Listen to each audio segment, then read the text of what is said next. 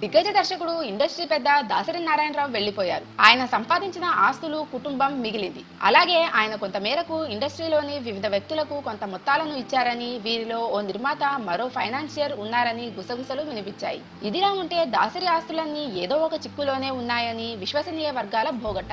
ఆయన ఉంటున్న ఇంటిపై కూడా అప్పు ఉందట. నగరంలో ఉన్న పలు అపార్ట్మెంట్లు, మరికొన్ని ఆస్తులు అటాచ్మెంట్ లో ఉన్నాయట. ఇవన్నీ సెట్ కావడానికి కొంచెం టైం పడుతుందని తెలుస్తోంది. మొదటిసారి ఆసుపత్రికి వెళ్లడానికి ముందే దాసరి తన సన్నిహితుల ద్వారా కొన్ని ఆర్థిక లావాదేవీలు చెక్కబెట్టే ప్రయత్నం చేశారట. అవి ఒక కొలిక్కి వచ్చాయట. కానీ కార్యాచరణలోకి మాత్రం రాలేదట.